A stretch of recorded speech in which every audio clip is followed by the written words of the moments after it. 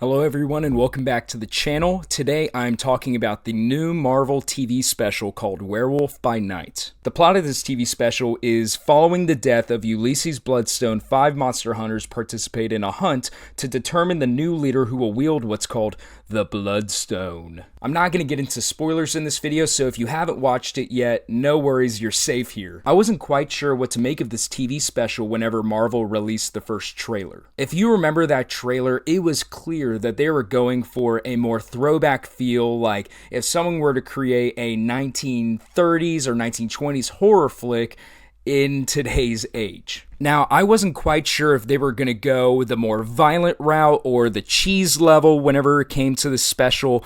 Marvel TV shows, and I guess Marvel in general since Phase 3 ended, has been pretty hit or miss with me, and they've definitely leaned more so on the whimsical side of things more recently. But this thing is violent. This has to be the most violent Marvel property that at least I've seen now.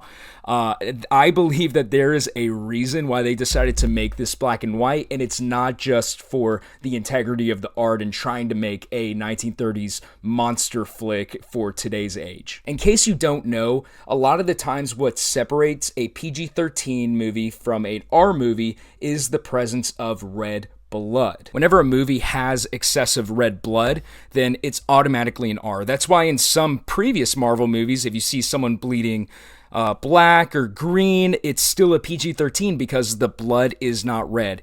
I kid you not, that is the literal reason why some of these are not rated R. And it's clear that through filming this through black and white, they went as crazy as they could have gone whenever it came to the violence, because there is a lot of violence, a lot of blood here. I'm kind of surprised Marvel took this route and put it on Disney Plus. I mean, it's not like they could have released it into theaters, at least not for a full wide release, because it's only 50 minutes. But man, they really went for it here. So yeah, if you're someone that's into the more funny type of Marvel, or if you're someone with kids that you like watching Marvel movies with, this is not like anything else that they've released recently. I guess you can make an exception for Multiverse of Madness whenever Wanda is just wrecking shop on people, but still, this thing, you see the blood. It's just black, so it's not an R, or I guess in this case TVMA. But I think they really nailed the format that they were going for here. It did feel like I was watching a old school movie. You know, obviously the camera is digital, so everything looks very crisp.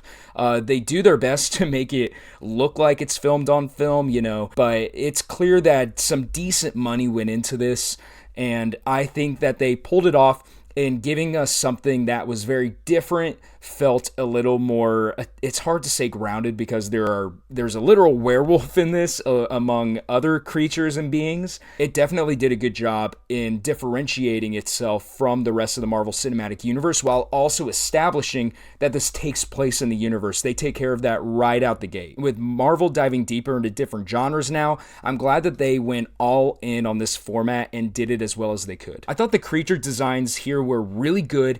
I couldn't tell if some of these things were CGI or practical, which I think is a testament to how good the visual effects artists did with this. And I thought that the black and white format really served these creatures well in making them look extra scary whenever they're just lurking in the shadows. And the production design in general was fantastic in this. It felt very claustrophobic at times. A good deal of this special takes place in the maze where the monster hunters are having their little contest to see who's going to get the Bloodstone. And I thought that it was clever that they made the Bloodstone actual red. You know, the rest of the special is in black and white, but the Bloodstone and what it interacts with is actually red, and I thought that that was a very effective use of color by the special, really hitting home how important and how powerful this thing is. Now, I want to hit on the director of this, Michael Giacchino. If you haven't heard of him, you have 1,000% heard his work before, because he has composed some of the most memorable scores in Hollywood. He's worked on a bunch of different Pixar movies, including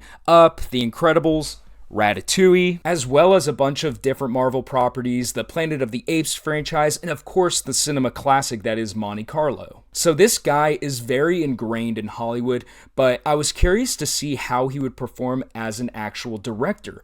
But it appears that he got the perfect project and he really, really did a good job, especially for a first-time director. I think that it was a great idea by Kevin Feige to give Giacchino his first directing job, not for a series and not for a full-on movie, but for this 50-minute TV special. You got to hit this one niche perfectly right. This is the assignment. It's going to, for the most part, stand on your own, and you can do what you want with this stylistically. I think Giacchino proved himself to be a capable director, and I wouldn't be surprised to see him get more Marvel projects down the road. There's been a push online to get this guy to be the next director of Blade after the previous director dropped out. And after seeing what he did with the special, I wouldn't mind. I mean, I'm sure it's going to be a huge difference going from a TV special, Werewolf by Night, to a Blade movie.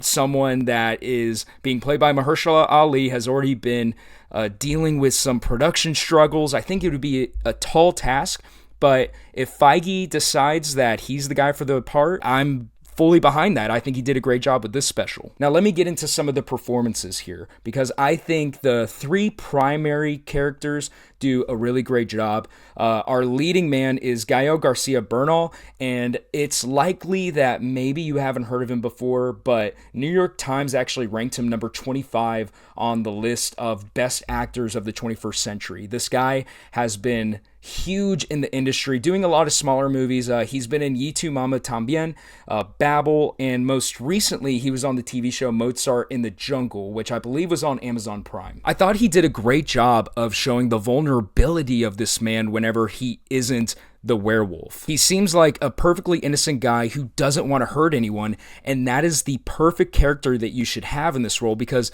the werewolf in this is brutal. So you needed to pull off that this guy isn't a bad man. He just has, it's similar to the Incredible Hulk, he has this side of him that he cannot control. I thought that Gael totally pulled this off. He played a very vulnerable character, and then as the werewolf, I don't know if he was in makeup or if it was full CGI, but I mean, if that was him behind the makeup as the werewolf, killer job. Literally. Laura Donnelly plays a monster hunter searching for the bloodstone that kind of works with Gael Garcia Bernal's character, and I thought that she did a good job. She was a very stoic character, but she did a great job of expressing fear whenever she sees the werewolf.